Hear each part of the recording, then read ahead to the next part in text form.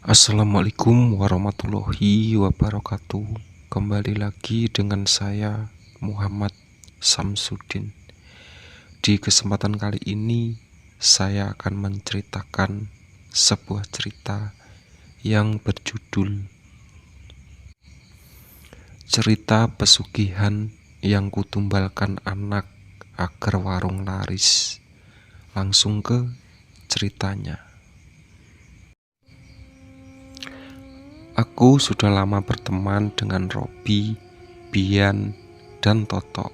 Ibaratnya kami itu teman yang menempel terus seperti permen karet.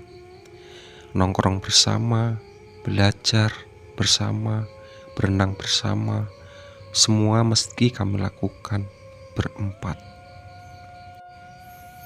Namun persahabatan kami menjadi berantakan semenjak salah satu dari kami berubah. Toto tiba-tiba menjadi pendiam dan jarang bermain dengan kami lagi. Ketika kami bertanya kenapa, dia selalu menjawab kalau dia harus membantu usaha warung makan ayahnya yang sedang tidak baik. Kami berusaha mengerti keadaan Toto, namun anehnya semenjak perubahan itu banyak hal aneh yang terjadi pada kami bertiga, mulai dari diriku yang ditimpa kesialan berturut-turut. Mulanya Toto berkunjung ke rumahku sendirian. "Bandi, aku mau pinjam baskom. Ibuku mau memasak, tetapi baskomnya bocor," kata Toto waktu itu. Aku lalu meminjamkan baskom itu ke Toto. 3 hari kemudian ia berkunjung ke rumahku lagi untuk mengembalikan baskom yang dipinjamnya saban hari. Namun Toto mengembalikan baskom itu beserta beras di dalamnya. "Apa ini, Tok?" tanyaku. "Ibu mau syukuran karena warung bapak akhir-akhir ini ramai, Ban. Sekalian terima kasih buat baskomnya," kata Toto lalu meluncur pergi.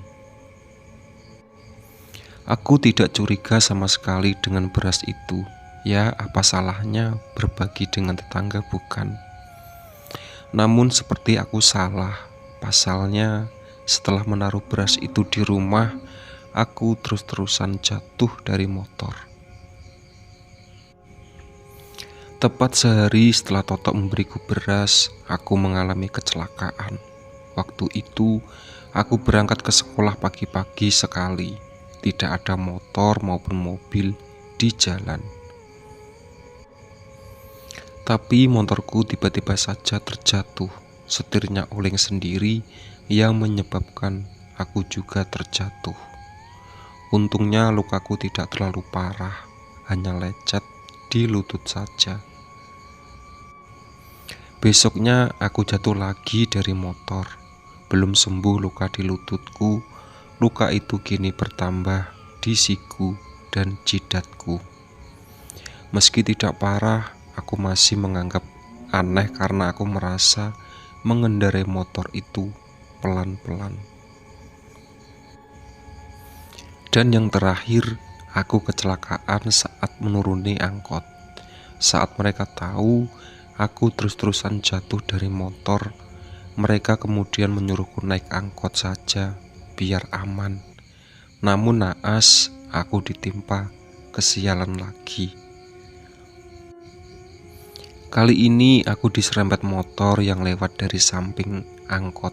Saat aku turun, aku terseret hingga menyebabkan luka parah di sekujur tubuhku. Lalu aku dilarikan ke rumah sakit oleh penumpang angkot yang menelepon ambulan.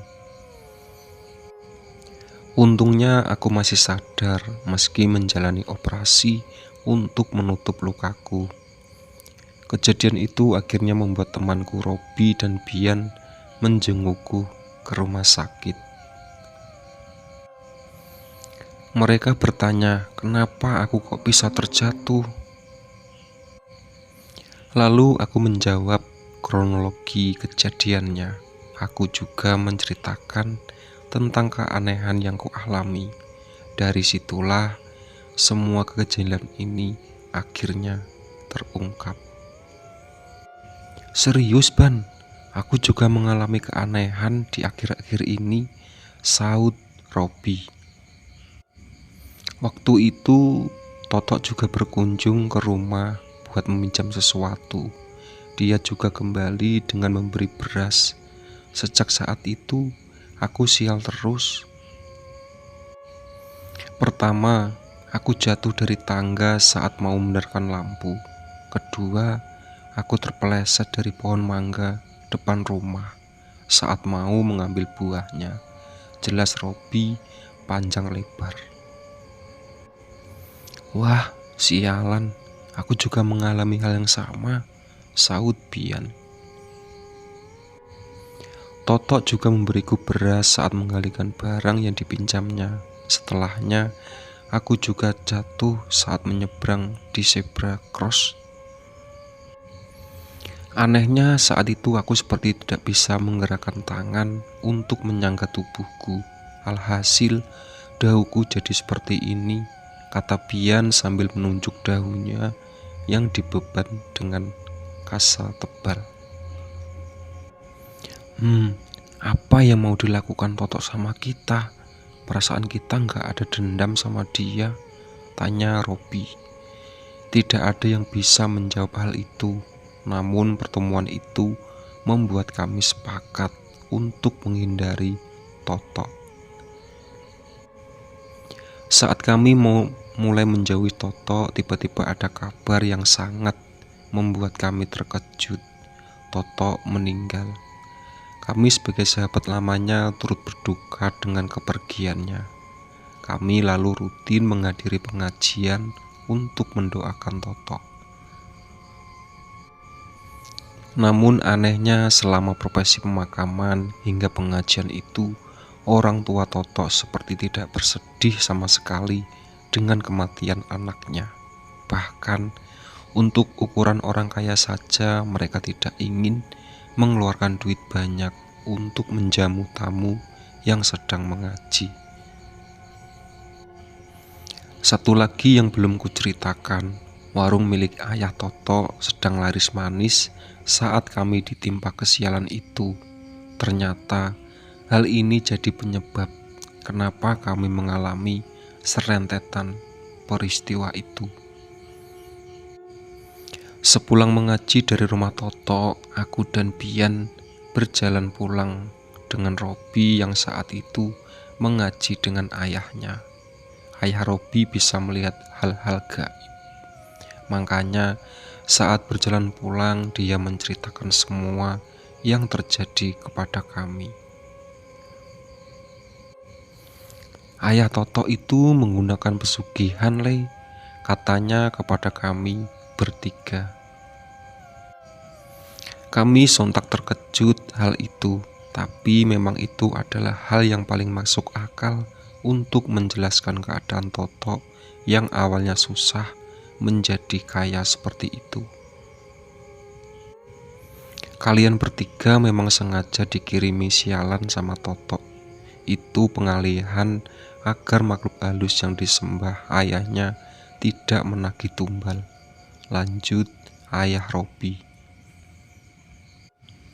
Apa ini ada hubungannya dengan kematian Totok, Pak D? Tanyaku.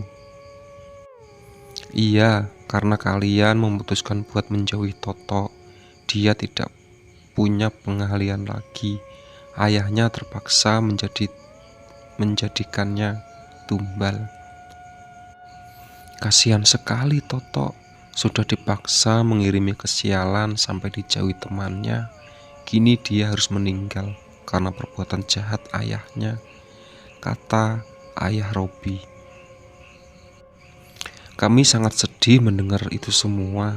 Meski kami telah menjauhi kesialan dari Totok, tapi Totok tetaplah sahabat yang kami sayangi. Itulah sahabat cerita pesugihan yang kutumbalkan anak agar warung laris.